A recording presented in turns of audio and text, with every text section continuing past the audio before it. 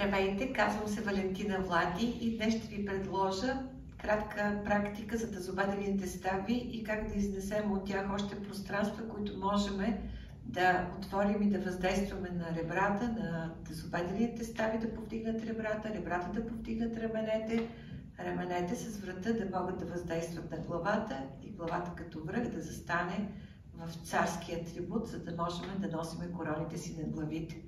Тоест аспектите на тялото е, че главата и таза носят едно и също състояние. Днес ще се опитаме да провериме през тялото, през чувството и през дъха.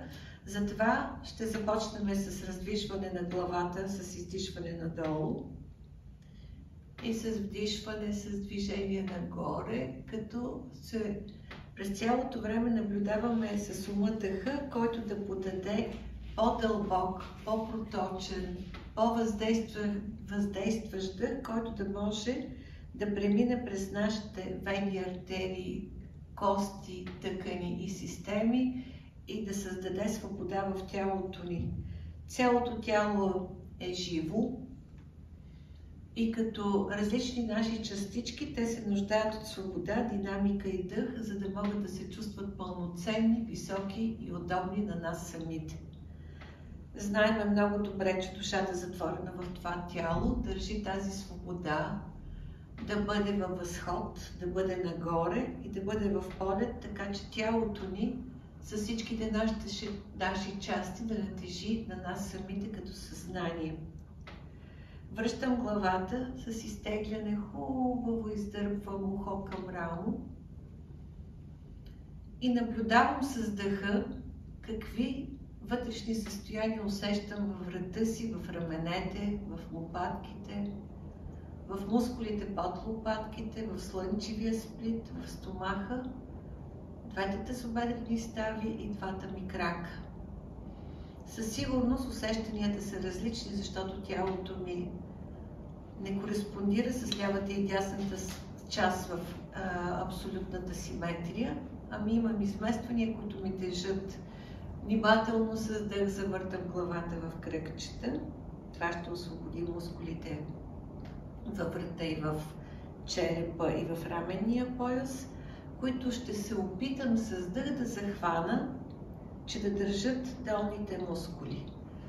Тялото ми като физична система има, мога да го кажа, като програма, която да е съвсем различна от ума. Ума работи с външни знания, тялото ми работи с вътрешно знание. И истината за моя живот е точно това вътрешно знание, което ще търся през чувствата. И чувствата, които усещам, определям какво се случва. Ляво рамо, дясно, гръд, лопатка, корем, таз.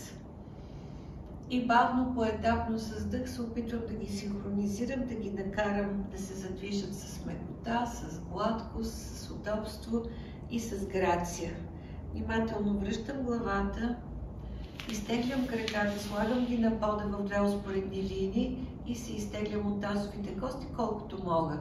Ако имате усещане за скованост на гръбнака и ви боли гърба, можете да сложите нещо под себе си, за да можете да седнете по-удобно.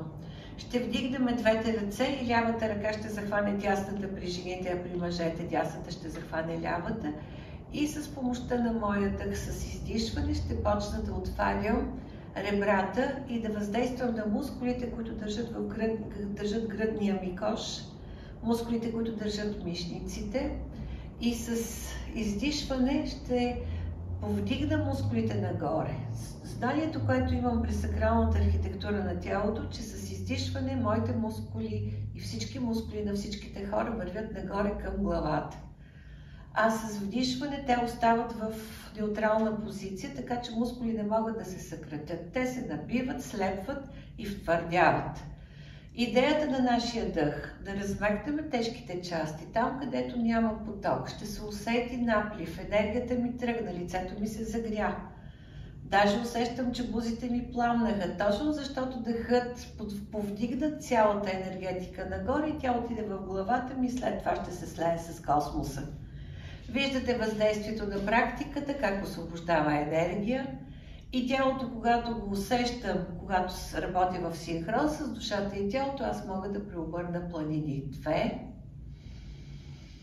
Последно, едно в едната посока и в другата център, свалям ръцете, усещам дъха как преобърна цялата ми енергетика, тя се задвижи нагоре, връща се надолу и лека по лека ме държи с височината на спираловидното движение нагоре, като че съм се захванала в един поток, в едно торнадо, което ме държи с висока глава.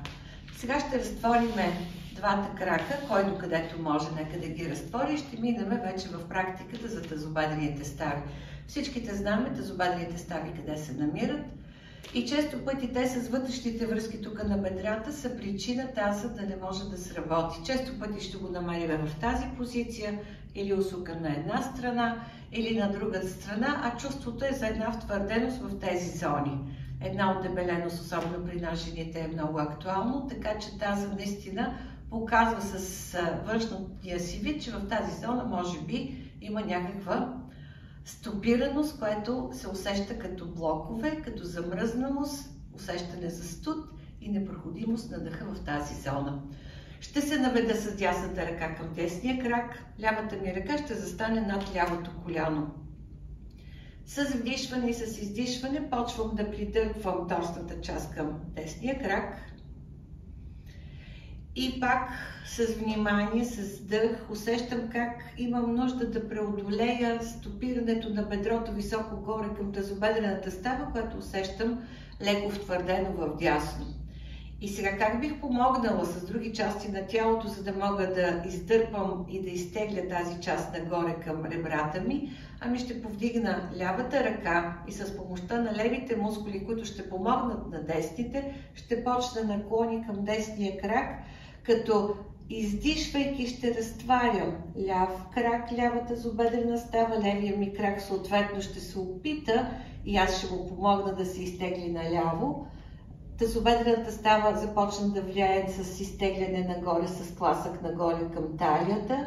Талията разтвори ребрата ми, те се отвориха към мишницата ми, ръката ми и в един момент дължината на ръката ще слезе и ще захване дясната ми ръка и аз бавно и поточно ще си легна на десния крак. Ще подишам. Ще усетя как бавно и поетапно, като че поливам с въздух различни мои части, че отварям пространства, че отварям свобода, че изтеглям артерии и вени, които също стоят вътре заключени и поетапно, бавно това ще ми помогне да се изтегля и да се наклоня към десния крак. С внимание запазвам тази височина. Преди да продължа наклона наляво, ще определя лявата си и дясната си половина, как едната ми сякаш светна стана по-лека, по-свежа, по-удобна, оживя. Оживя всичко, което е като кръвопоток, като лимфопоток и аз вече разбирам съзнанието, което имам през сакралната архитектура на тялото, че дъхът е право пропорционален на течностите в моето тяло. Продължавам с наклон в ляво. Леко преженирам с дъх естествено. Вдишвам и издишвам и плавничко, меко, без да бързам, свързана с всичките вътрешни мои части. Веднага десния ми крак се опитва да се изтегли надясно, за да освободи дължина. Помагам с дясната ръка, насочвам дъха си там, където не ми стига. То ще ми се стегне, ще ми покаже с чувство, че там няма дъх. Може да е в лопатка, може да е в орган. Наблюдавайки тялото, усещам как дъхът ми помага да се отвори душата ми в това тяло, да има пространство, да има поток. И веднага е със състояние на възторг към ума ми. Свалям ръката, ако мога, ако не мога, ще постоя още малко и с помощта на пак на дясната страна ще направя наклон към левия крак. Ще подишам в ребра, ще подишам в бъбреци, ще подишам там, където усещам втвърденост. Ще се свържа с мястото, ще го определя като живо, ще му обърна специално внимание, защото тялото в много книги и в много свети писания се пише като за дете на нашето съзнание и с ум.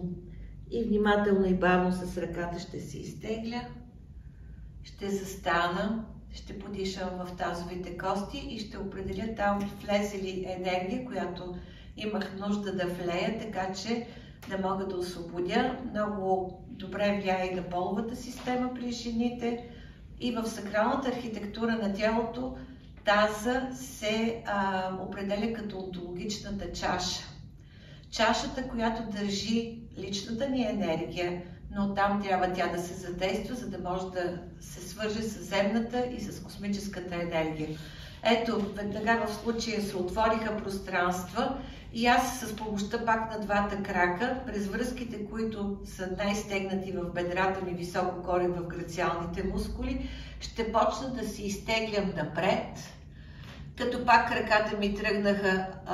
Това, което ви разказвам за моето тяло, аз не го правя със съзнание, аз го правя с дъх. Тоест краката ми тръгват и аз казвам краката ми тръгват. И тялото ми поиска да легне напред, за да може сакрума, кръста, гърдите и цялата ми предна и задна линия на точната част да се отвори и да стане като една пътека на пътят ми. И аз като на червен килим да мога да последвам моя гръбнак и бавно и спокойно да легна на пода с цялата си дължина. Ще подишам. Ще усетя как имам стегнатости в гръбнака, в сакралността на моето тяло, който е зоната на прешните най-ниско долу към опашката, поясната зона. Тялото, когато с дъх се отпусне, то ще може още малко да притихне и да прилегне към пода. И свързвайки се със себе си по този много интимен мой начин, с таза, който ми е залепнал за земята, да разбера, че всичките мои части са значими.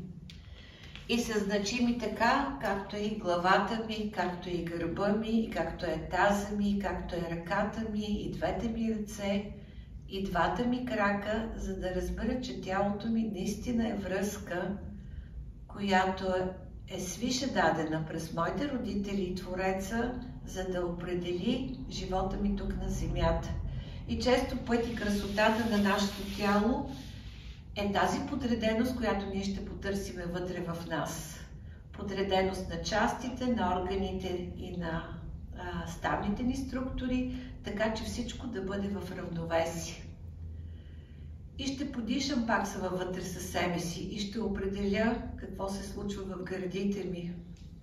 И ще потърся сърцето си. И сърцето е пряката връзка с ръцете и душата. Ще се приведа, ще направя поклон, ще благодаря първо на себе си, на близките, на Твореца и на дъха, който ме преведе, който ми разказа и показа какъв необятен свят има в моето тяло.